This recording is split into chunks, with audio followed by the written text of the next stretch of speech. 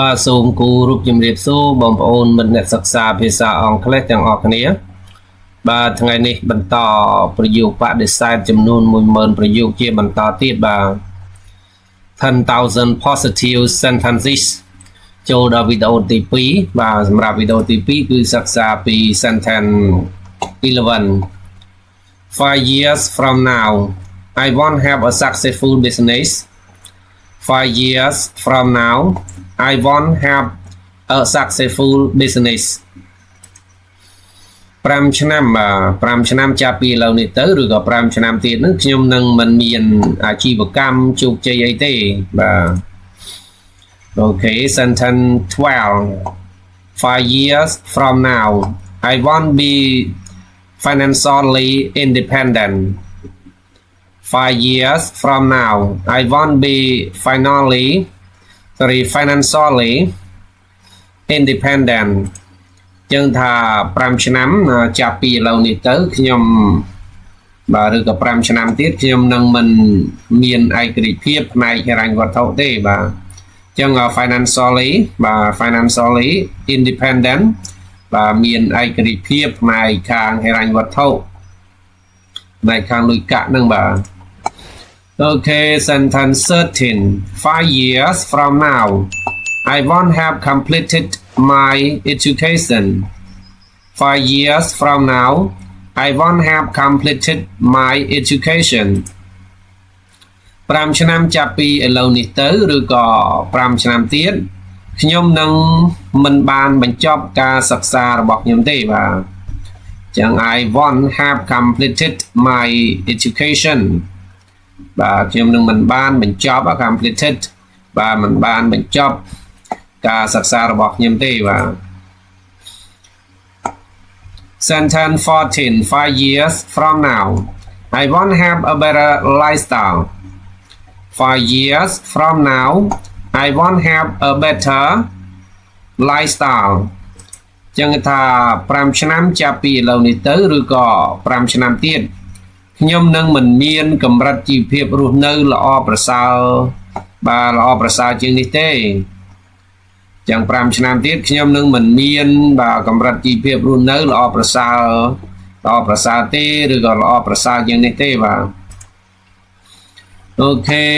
sentence 15 5 years from now I want to have more knowledge and experience 5 years from now I want to have more knowledge and experience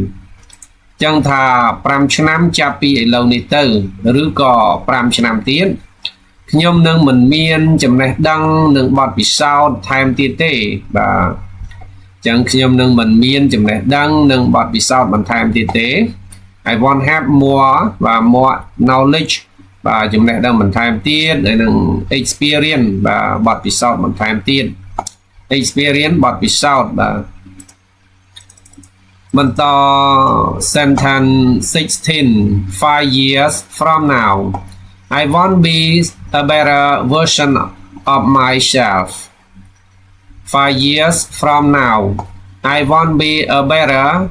version of myself ចឹងថា5ឆ្នាំចាប់ពីឥឡូវនេះទៅបាទឬក៏5ឆ្នាំទៀតខ្ញុំនឹងមិនមានកំណែទម្រង់ល្អប្រសើរនៃខ្លួនខ្ញុំទេ version បាទកំណែទម្រង់ a better version កំណែទម្រង់ល្អប្រសើរចឹងខ្ញុំនឹងមិនមានកំណែទម្រង់ល្អប្រសើរនៃបាទនៃខ្លួនខ្ញុំទេនៃជីវិតខ្ញុំទេបាទ myself Sentence 17 5 years from now I want to be able to have more people 5 years from now I want to be able to have more people ចឹងថា5ឆ្នាំចាប់ពីឥឡូវនេះទៅឬក៏5ឆ្នាំទៀត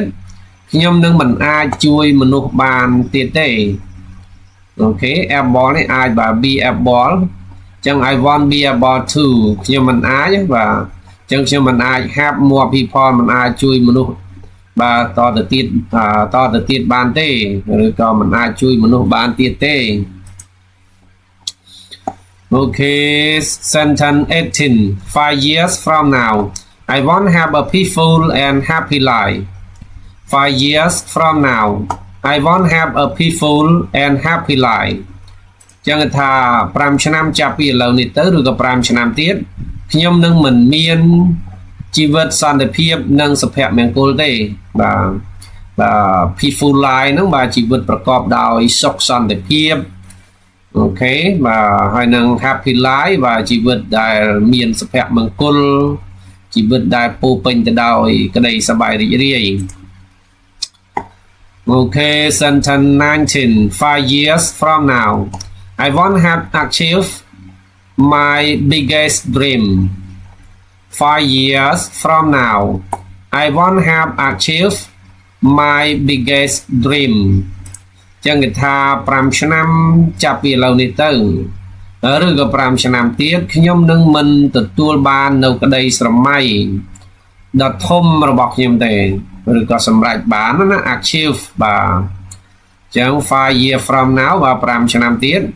I want have achieve my biggest dream ចឹងខ្ញុំនឹងមិនសម្រេចបាន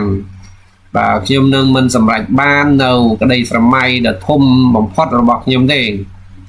biggest ធំបំផុតបាទ biggest dream នឹងក្តីស្រមៃដ៏ធំបំផុតណាបាទអូខេសម្រាប់ Sentence 20. 5 years from now, I want to be a great public speaker. 5 years from now, I want to be a great public speaker. ចឹងថា5ឆ្នាំចាប់ពីឥឡូវនេះទៅឬក៏5ឆ្នាំទៀតខ្ញុំនឹងមិនមែនជាអ្នកនិយាយសាធារណៈដ៏អស្ចារ្យទេ Okay, great public speaker ជាវាគ្មិនឬក៏អ្នកនិយាយណាជាវាគ្មិនសាធារណៈដ៏អស្ចារ្យឬក៏អ្នកនិយាយជាសាធារណៈដ៏អស្ចារ្យទេអូខេសម្រាប់ប្រយោគបាទវីដេអូប្រយោគបដិសេធបាទចំនួន 10000 ប្រយោគអូខេ 10,000 positive sentence វីដេអូទី2បាទវីដេអូ2ក៏សូមស្លេះត្រឹមប៉ុណ្ណេះសិនបាទក៏សូមអធិស្ឋាននៅរាល់កំហុសខុសឆ្គងបាទក៏សូមអរគុណច្រើនសម្រាប់ការតាមដានសិក្សារបស់បងប្អូនបាទសូមជូនពរឲ្យបងប្អូនទាំងអស់គ្នាទទួលបានជោគជ័យគ្រប់គ្នាផងដែរបាទសូមអរគុណច្រើន